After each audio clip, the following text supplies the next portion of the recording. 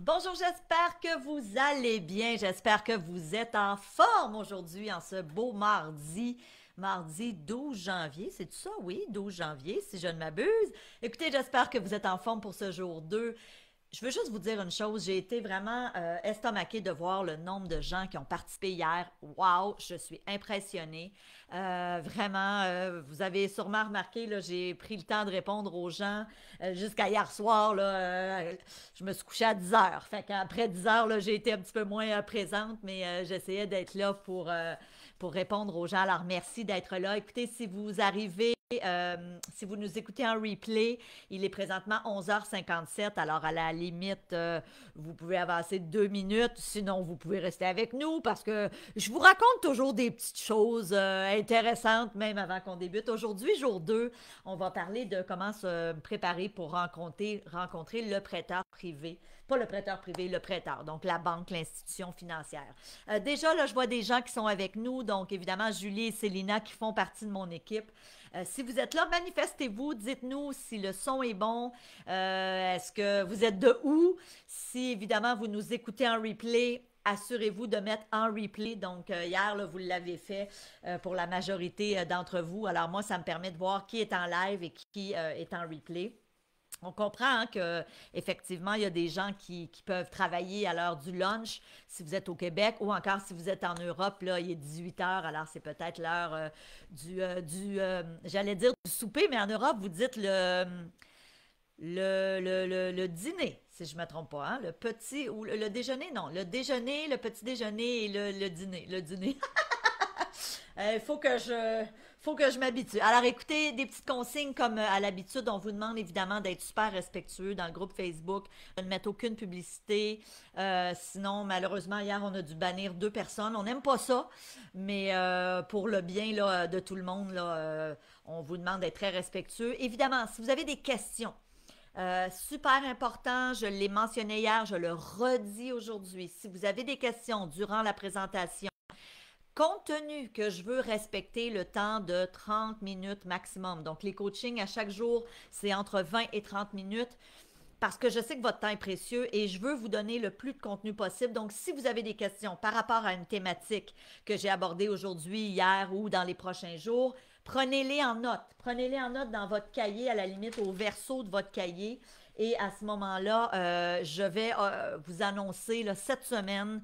Donc, habituellement, je l'annonce le jeudi, la date pour un webinaire qui sera gratuit, donc qui vous sera offert gratuitement dans lequel je vais pouvoir répondre à toutes vos questions. Évidemment, super important, si vous arrivez aujourd'hui ou si c'est pas fait, si hier vous n'avez pas téléchargé votre cahier. Vous savez, hier, mon équipe a mis un lien et il y a des gens qui ont eu accès au cahier, mais qui n'avaient pas fait leur inscription officielle. C'est super important de le faire. C'est gratuit de toute façon. Je vais demander à Julie de remettre à l'instant le lien. Mais si vous avez juste eu le cahier sans procéder, là, sans entrer votre email, ben malheureusement, vous n'obtiendrez pas le cadeau qu'on va vous remettre au jour 10. Donc, c'est un audio qui s'appelle l'ADN du leader. Donc, c'est vraiment un audio super intéressant. Des recherches qui ont été faites en psychologie positive, à savoir qu'est-ce qui fait que certains ont énormément de succès et arrivent à passer à l'action alors que d'autres procrastinent. Et qu'est-ce qu'on peut mettre en place pour passer à l'action. Et évidemment, là, oui, en immobilier, mais dans toutes les sphères aussi de notre vie. Donc, ça, c'est un cadeau que je vais vous offrir au terme du coaching, mais pour justement avoir accès à ce cadeau, parce qu'on va vous l'envoyer par courriel, donc par email, vous devez avoir fait votre inscription officielle. Donc, assurez-vous d'avoir votre cahier. Aujourd'hui, on est au jour 2. Au jour 2, on va parler de quoi? Comment se préparer pour le prêteur. D'autres petites annonces aussi. Si ça coupait aujourd'hui, hier, on a été chanceux. Si ça coupe, restez là, faites juste vous reconnecter et sachez qu'à la limite, au pire aller, je reviendrai de mon cellulaire. Donc, on a plein de gens qui sont là. On a Nell, Elisabeth, Elton. Merci d'être là. C'est toujours un plaisir là, de vous savoir avec nous en live. Qu'est-ce que je voulais vous dire aussi? Je pense que ça fait le tour. OK, oui, l'autre chose aussi, vous le savez, hein, dans le cahier, volontairement, on a mis des trous pour prendre des notes.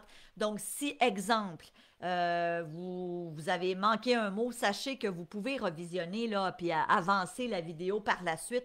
On laisse les vidéos là, pendant au moins 24 heures pour justement qu'il y ait des gens qui puissent le revoir en replay. Alors, thématique d'aujourd'hui, midi 1 si vous êtes au Québec, 18h01 si vous êtes du côté de l'Europe. Alors les gens me disent le son est bon, génial. Isabelle de l'Abitibi, Marc et Nathalie Veillancourt, Khalid de Laval, Khalid, oui, Khalid, non.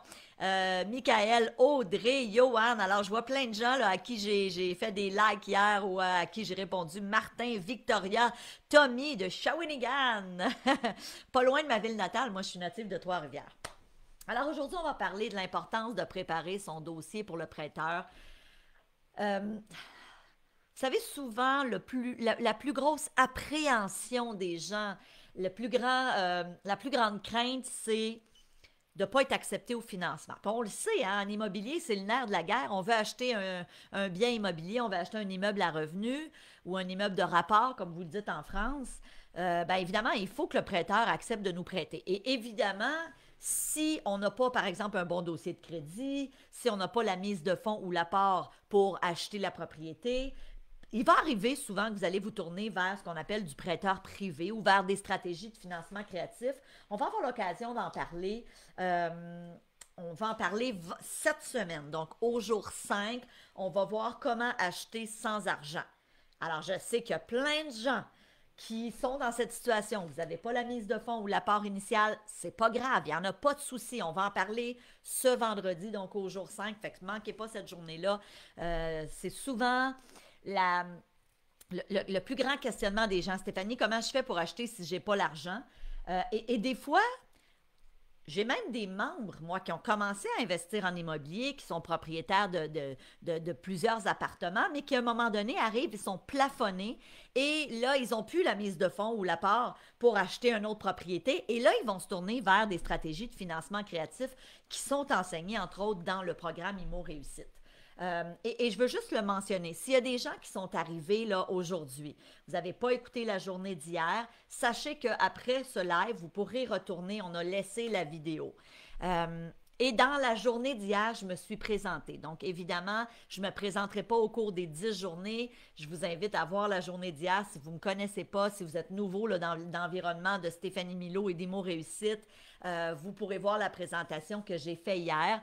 Et évidemment, c'est super important d'essayer d'écouter chacune des journées pour aussi avoir accès à votre cadeau. Nous, on veut récompenser les gens qui sont assidus. Vous savez, souvent, quand on veut se lancer en immobilier, moi, je dis aux gens, il y a plein de gens qui ont envie de se lancer, mais il y a trop peu de gens qui vont faire ce que vous êtes en train de faire, de dire, je vais aller chercher les connaissances, je vais me former. Parce que, évidemment, quand on n'a pas les connaissances, c'est là qu'on peut faire des erreurs, c'est là qu'on peut acheter trop cher, c'est là qu'on peut acheter dans un mauvais secteur, c'est là qu'on peut louer à des mauvais locataires. Donc, évidemment, tout ça, je vous l'enseigne dans le programme IMO Réussite et dans le cadre d'un coaching comme celui-là de 10 jours, qui est un coaching gratuit, déjà, on commence à avoir des bases. Et je sais pertinemment qu'il y en a certaines d'entre vous qui sont sérieux dans leur démarche d'investir, qui vont vouloir poursuivre leurs enseignements avec éventuellement le programme IMO Réussite. Ça, j'aurai l'occasion de vous en parler là, plus tard dans le coaching de 10 jours. Ceci dit,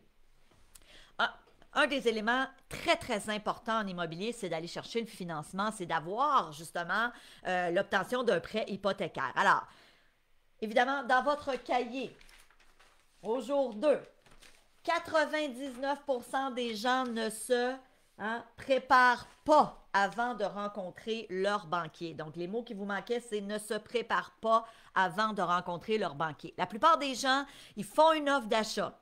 Ils voient par exemple un 3 appartements, un 5 appartements, font une offre d'achat, s'entendent sur le prix, donc ont une promesse d'achat acceptée et se retrouvent à l'institution financière face au banquier en disant, écoutez, monsieur le banquier, j'ai une offre d'achat, je veux avoir du financement pour cet immeuble-là. Ça, c'est une erreur. Mais 99% des gens font ça.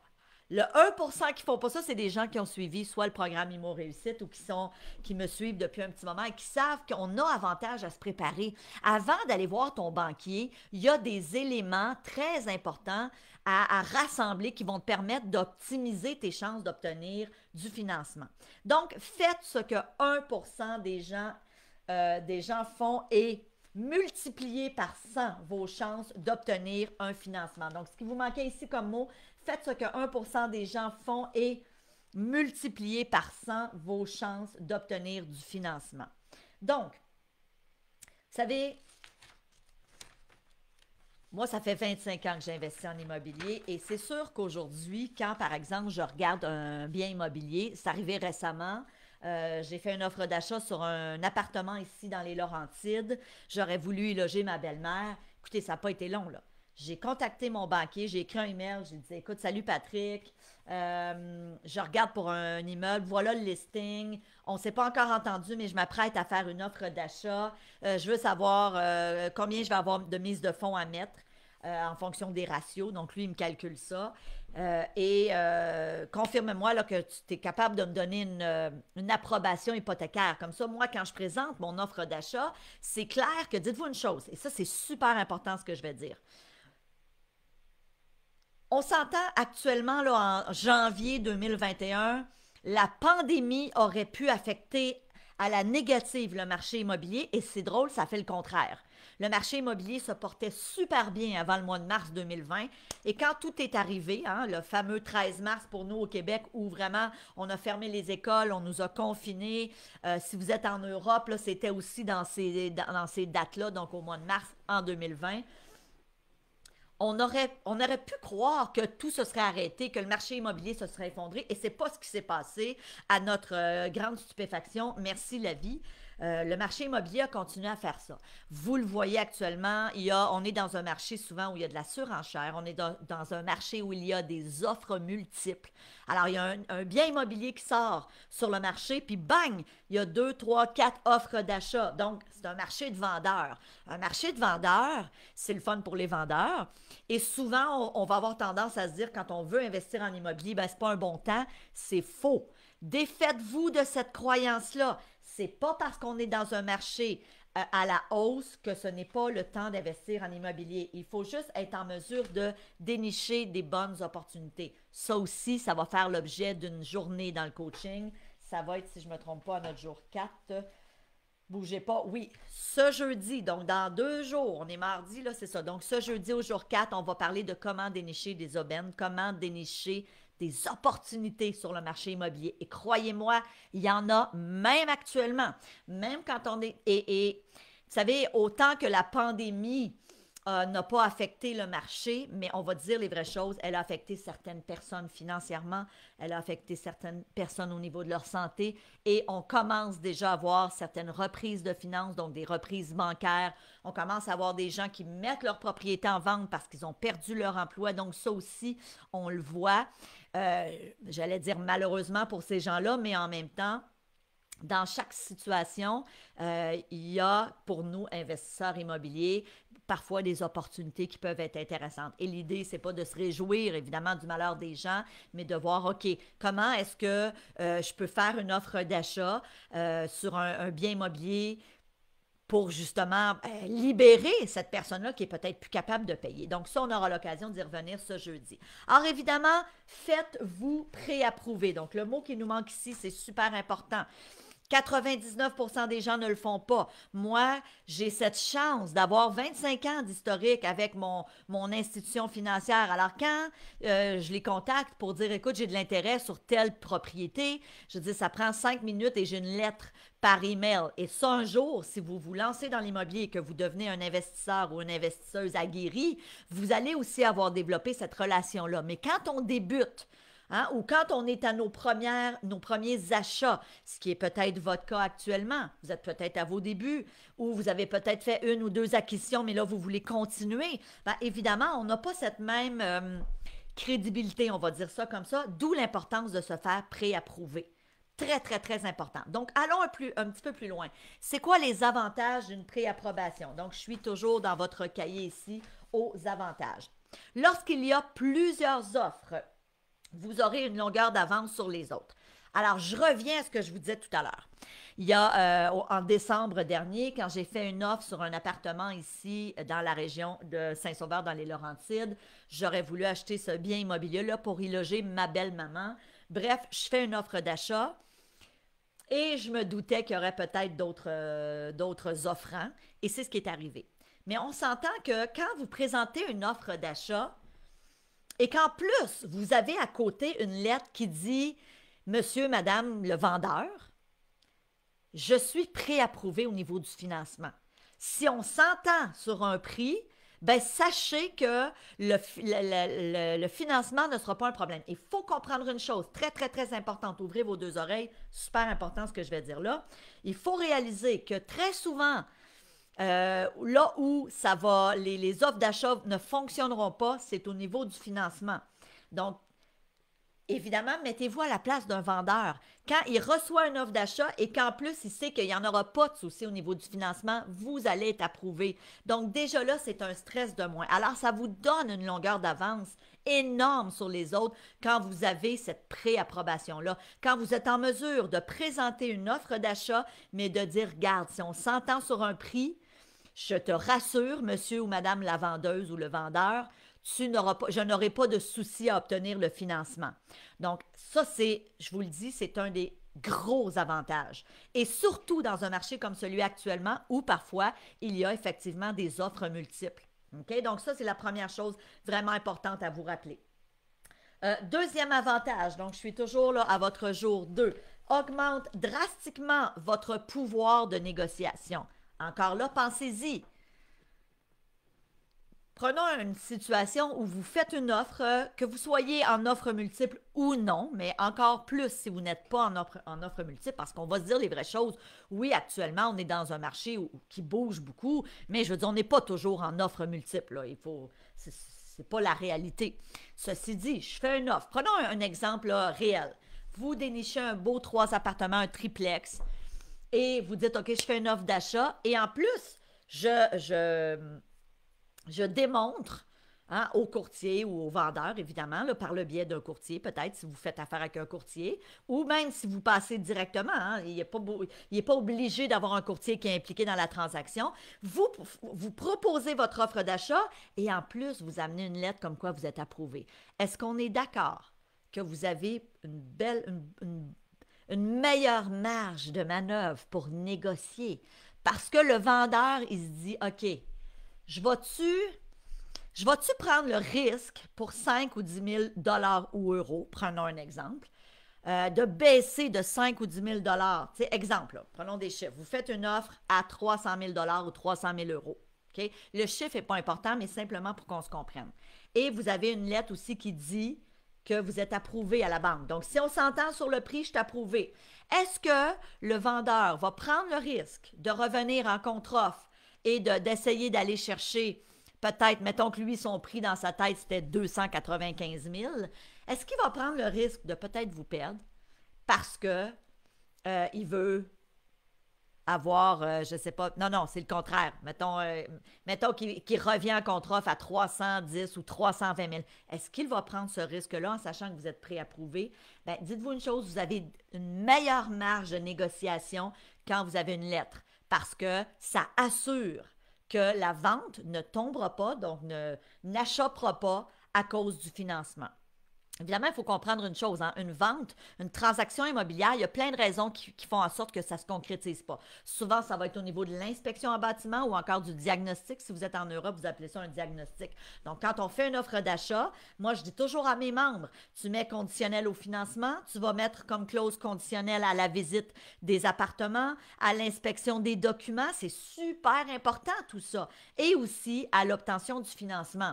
Ceci dit, si déjà tu es approuvé, c'est souvent la clause qui va faire en sorte que, OK, il y a moins de risques en acceptant son offre parce que je sais que déjà, au niveau du financement, il n'y en aura pas de souci. OK? Parce que ça arrive souvent qu'il y a des soucis au niveau du financement.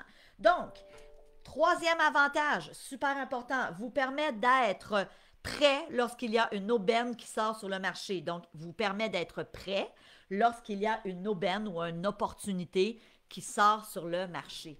Et ça aussi, c'est un avantage majeur.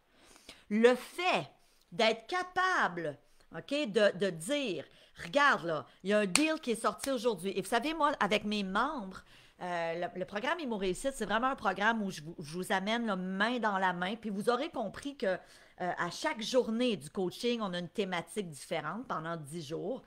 Je vais évidemment, dans le cadre du programme, beaucoup plus en profondeur dans chacune des thématiques. C'est tout à fait normal. C'est un programme où il y a 40 heures de formation, alors que là, on passe 10 jours à raison de 20 à 30 minutes par jour. Donc, vous comprendrez que le coaching, c'est la pointe de l'iceberg, mais c'est vraiment déjà un bon départ. Bravo d'être là. Bravo de décider de prendre du temps et de vous former. C'est tout à votre honneur. Ceci dit, l'objectif, ce que j'enseigne à mes membres dans le programme Imo Réussite, c'est quand il y a un bon deal, il faut que tu sois prêt.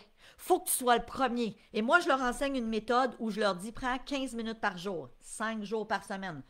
15 minutes par jour. Qui n'a pas 15 minutes par jour? Et je vous le dis, si vous m'écoutez en ce moment et que vous dites, oh, moi, Stéphanie, je n'ai pas 15 minutes par jour, tu dois revoir ton horaire du temps et ta gestion du temps.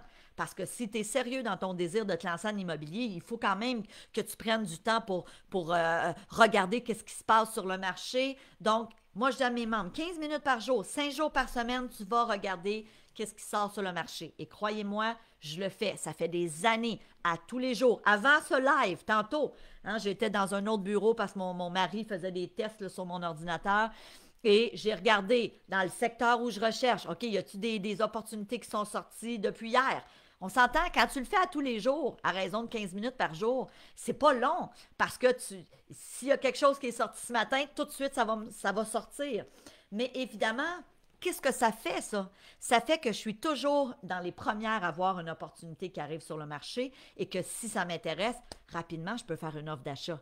On s'entend que s'il y a une propriété qui a été listée ce matin ou hier soir et que moi, à 10 heures ce matin, j'envoie un email ou je prends le téléphone et que j'appelle le courtier en disant, écoute, telle propriété qui vient de sortir, là, je l'ai vue, je suis intéressée à faire une offre ou à visiter, je risque d'être dans les premiers. OK? Dans les premières personnes. Donc, ça, c'est vraiment une longueur d'avance que ça vous permet d'avoir. Autre avantage, soyez crédible. Donc, le mot qui vous manque, c'est soyez crédible pour le prêteur et pour le vendeur. Dites-vous une chose. Moi, ça m'est arrivé très souvent de faire des offres d'achat et évidemment avec une préapprobation déjà en main, déjà en partant, j'avais une crédibilité auprès du vendeur. La crédibilité auprès de mon prêteur hypothécaire, donc de mon banquier, ça fait tellement d'années qu'on se connaît que je n'ai plus à la bâtir. Mais quand vous débutez, vous avez à bâtir cette crédibilité-là. Et dans le programme Imo Réussite, ce que je fais avec mes membres, c'est que je les accompagne pas à pas dès la première semaine, là, parce que le programme est donné est basé sur 8 semaines de formation. Dès la semaine 1, il y a des modules qui leur enseignent quelles sont les pièces à préparer pour le prêteur, préparer son dossier pour le prêteur et pour aller chercher une préapprobation. Donc, vraiment, ma mission, c'est de vous accompagner là, pas à pas pour vraiment bien vous préparer et obtenir cette préapprobation. Et finalement, autre avantage super important, vous permet de faire la preuve que l'immeuble convoité est rentable. Donc, ce qu'on cherchait comme mot, c'est est rentable. Pourquoi? Parce que, évidemment, ça aussi, c'est quelque chose que je vous enseigne à faire. Dans le programme Imo Réussite, on a un partenaire qui nous a développé ce qu'on appelle un logiciel ou un outil qui vous permet de calculer la rentabilité du bien immobilier que vous regardez. C'est clair, net et précis que si tu arrives à l'institution financière, OK, tu as déjà là, ton dossier est tout prêt et en plus, tu ajoutes ton document qui dit, regarde, monsieur le banquier, si j'achète ce bien immobilier-là, ben voilà la preuve que l'immeuble est rentable parce que les calculs ont été faits et les chiffres fonctionnent. Vous allez voir, au cours du 10 jours de coaching, je vais vous enseigner parce que moi, je dis toujours, j'enseigne aux gens à acheter des biens rentables. Jamais je vais vous enseigner à acheter un bien immobilier qui va faire en sorte que tu vas devoir à toutes les semaines ou à tous les mois sortir de l'argent personnel de ta poche. Ça n'arrivera pas. C'est pas ça le but du programme Imo Réussite, c'est pas ça le but du coaching gratuit.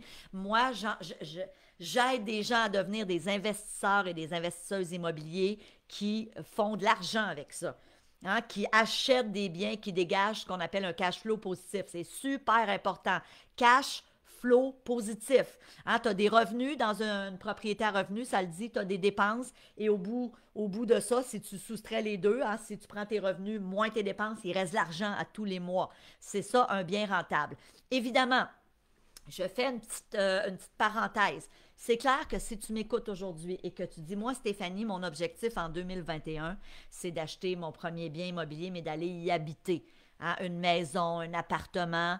Là, on est ailleurs dans la mesure où, oui, vous êtes au bon endroit, mais le calcul de rentabilité ne se fait pas de la même façon. Mais dès que vous commencez à penser, par exemple, à dire, OK, j'ai envie, oui, en 2021, d'acheter, par exemple, un premier bien immobilier dans lequel je vais aller me loger, mais que j'aurai peut-être un ou deux autres locataires qui vont m'aider à payer, donc un deux ou un trois appartements. Ici, au Québec, on appelle ça un duplex ou un triplex. OK? Donc, vous habitez un appart, mais vous avez un ou deux locataires qui vous aident. Déjà là, on va travailler avec le calcul de rentabilité. On aura l'occasion d'ailleurs de revenir sur ça. Et c'est demain d'ailleurs. Comment le calcul de rentabilité est important, mais aussi on va voir quels sont les autres éléments à regarder. Parce que la grande erreur que beaucoup de gens font, puis ça je vous le dis, je l'ai vu tellement souvent. J'ai des connaissances à moi qui sont en immobilier, qui ont fait ces erreurs-là au début. Ils achetaient juste basé sur une rentabilité. Alors, ils regardaient un immeuble et si les chiffres fonctionnaient, donc si ça dégageait un cash flow positif, ils n'allaient pas plus loin. Ils ne se posaient pas d'autres questions à savoir est-ce que l'immeuble est intéressant. Et dites-vous une chose, c'est ce qu'on va voir demain. On va voir que oui, la rentabilité, elle est super importante, elle est non négligeable. OK? On va en parler ça demain. Mais on va voir qu'il y a d'autres éléments. Et honnêtement, pour avoir regardé tout ce qui se fait en formation, que ce soit ici au Québec ou encore du côté de la France ou ailleurs en Europe, je regarde hein, ce que mes collègues qui enseignent l'immobilier font. Et très souvent, le thinking est achète si c'est rentable. Moi, mon thinking, oui, c'est ça. Achète si c'est rentable, mais regarde aussi ça qu'on va voir demain. OK? Alors ça, c'est vraiment, vraiment important. Donc, évidemment, aujourd'hui, on s'est posé la question, pourquoi est-ce que je ferais ce que 1% des gens font, de me préparer pour le prêteur? Et je vous le dis, c'est vraiment, c'est déterminant. Si vous prenez ça au sérieux, et bien sûr, si vous faites partie déjà de mes membres, parce que je sais qu'on a des gens qui sont avec nous sur le coaching, qui sont membres du programme Immo Réussite, allez voir, si ce n'est pas déjà fait, allez voir le module sur comment se préparer pour le prêteur et évidemment, là, rassembler tous les éléments que vous avez besoin pour justement être en mesure par la suite d'approcher un ou plusieurs banquiers. Parce que ça vous permet aussi, ce que ça va vous permettre de faire, c'est de négocier, d'approcher différentes institutions financières et de voir qui est le plus intéressant pour moi. Pas juste au niveau des taux, hein, au niveau de la relation d'affaires. C'est quelque chose qui se bâtit. Moi, j'ai fait affaire depuis des années avec mes immeubles, avec la même institution financière, mais au niveau de mon entreprise, j'ai essayé d'autres institutions et honnêtement, je suis revenue à l'institution là, initiale parce que je n'ai pas été satisfaite ailleurs. Mais bon, ça, c'est moi. Ceci dit, avant de terminer aujourd'hui, super important, super, super important. Et là, je vois que Julie vient de rajouter le guide. Alors ça, c'est vraiment important si vous voulez avoir accès au cahier et aussi hein, être en mesure là, de recevoir notre cadeau qu'on va vous offrir à la fin du coaching. Donc, c'est gratuit. C'est un audio que je vais vous offrir qui s'appelle l'ADN du leader. Donc, ça me fera plaisir de vous l'envoyer, mais vous devez avoir procédé à votre inscription. Et en plus, ce beau cahier est d'une valeur de 99 vous permet hein, de me suivre au quotidien, de prendre des notes. Donc, c'est vraiment une grande valeur. Avant de terminer, 2 erreurs à ne pas faire quand on débute en immobilier. La première, ne pas se former. Hein, ça, souvent, l'erreur que les gens vont faire, c'est qu'ils vont voir leur beau-frère ou leur chum ou un collègue au travail qui a acheté un immeuble et qui fait des sous avec ça et ils vont se lancer sans aller chercher les connaissances. Et moi, j'ai envie de vous dire bravo, félicitations parce que vous prenez ça au sérieux. Et je l'ai vu, j'ai du fun à vous lire, là, je vous le dis, j'adore ça vous lire sur le groupe. Mais je vois que vous êtes sérieux. Il y a des gens qui sont tellement enthousiastes qui me disent waouh, yes, je me lance, Stéphanie, en 2021. J'adore ça vous lire. Et j'ai envie de vous dire félicitations de prendre ça au sérieux parce que l'immobilier, euh, pour moi, c'est aussi sérieux que dire je me lance dans une carrière. Tu sais, vous ne viendrez pas à l'idée si vous êtes infirmière ou professeur ou infographe ou, je ne sais pas, moi, secrétaire ou médecin. Il ne vous serait pas venu à l'idée de dire je vais faire cette profession-là, je vais me lancer là-dedans sans aller prendre une formation. De toute façon, vous n'auriez pas pu. Et en immobilier, on dirait que il y a des gens qui ne prennent pas ça autant au sérieux, qui décident de se lancer. Et malheureusement, souvent, quand on entend des histoires plates en immobilier, des gens qui n'ont pas eu de succès, des gens qui ont eu une mauvaise expérience, moi, systématiquement, je vais leur poser la question, mais OK, tu as fait un achat, tu n'as pas été content, tu as payé trop cher, tu as eu des mauvaises expériences. Est-ce que tu avais fait une formation avant de te lancer? Et je peux vous dire que à peu près 100% du temps, la réponse, c'est non. Non, je m'étais fiée sur, que je pensais que je serais capable. C'est une erreur. Donc, bravo de vous former, d'aller chercher les connaissances. Ça va vous éviter tellement d'erreurs, ça va augmenter votre capacité à investir judicieusement et à faire des investissements qui sont payants et rentables. Ça, c'est super important. Erreur numéro 2, souvent qu'on fait, on procrastine. Procrastiner, ça veut dire quoi? Remettre à demain ce que je pourrais faire aujourd'hui. Et souvent, on va procrastiner parce qu'on a des peurs. Et là, j'ai envie, puis je vais aller vous lire cet après-midi et ce soir. Puis je le redis, hein, si vous nous écoutiez en replay, là, mettez replay. Moi, ça m'aide. La question que je vous pose, c'est quelles sont tes peurs? Pourquoi jusqu'à ce jour, tu t'es pas lancé encore en immobilier? Est-ce que tu as peur de payer trop cher? Est-ce que tu sais pas par où commencer? As-tu peur des mauvais locataires? As-tu peur que ça te prenne trop de temps? As-tu peur de devoir sortir de l'argent à tous les mois? As-tu peur d'acheter dans un mauvais secteur? Qu'est-ce qui fait que jusqu'à aujourd'hui, vous n'avez pas fait les premiers pas en immobilier? Et honnêtement, toutes les raisons sont bonnes. Croyez-moi, quand je me suis lancée en immobilier il y a plus de 25 ans, j'avais ces appréhensions-là. Et ce qui m'a sauvée, c'est que je suis allée faire une formation en immobilier. Vous savez, je ne l'ai pas raconté ça hier, mais moi, j'ai commencé à investir à 22 ans. J'étais étudiante à cette époque-là en marketing à l'École des hautes études commerciales et notre enseignant avait dit, mon prof de marketing avait dit, si vous voulez être indépendant financièrement, pensez à investir en immobilier et c'était pas tombé dans l'oreille d'une sourde, c'est vraiment venu me chercher et c'est là que j'ai commencé à regarder, à m'intéresser à l'immobilier. Je ne connaissais rien en immobilier, mais rien. Mon père, je l'ai dit hier, a tenté de me dissuader. Mon père m'a dit, es-tu tombé sa tête, Stéphanie, quand je lui ai dit que je voulais investir en immobilier parce qu'on connaissait personne dans le domaine. Mon père avait ses appréhensions, ses craintes, qui étaient très légitimes, puis il voulait me protéger. Et heureusement, je me suis lancée, j'ai fait ma première acquisition à l'âge de 22 ans avec aucune connaissance. Et vous savez quoi? J'ai été chanceuse à ce moment-là.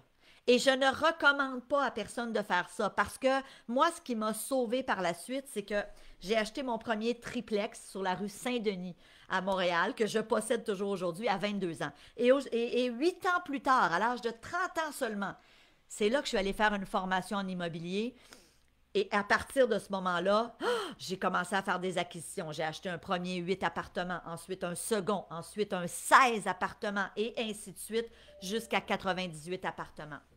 Donc, évidemment, c'est le fait d'aller chercher des connaissances, le fait de m'être formée qui m'a permis de devenir indépendante financièrement, mais aussi rapidement de faire des acquisitions. Parce qu'en quelques années, j'ai acquis là, une cinquantaine de portes. OK? Et je vous raconterai dans le cadre d'une autre journée du coaching qu'est-ce qui m'a permis de doubler mon parc immobilier à un moment donné. J'étais à une cinquantaine de portes, 50 portes, et il est arrivé quelque chose.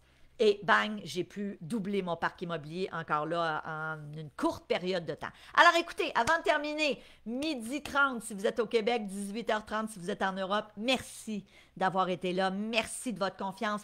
Soyez là demain. Super, super important. Demain, on parle de la rentabilité. Donc, Pourquoi c'est important le calcul de rentabilité, mais surtout, c'est quoi les autres éléments à regarder et vous ne voulez pas manquer ça. Alors, avant de terminer, merci à mon équipe, merci à tout le monde. J'ai super hâte d'aller vous lire.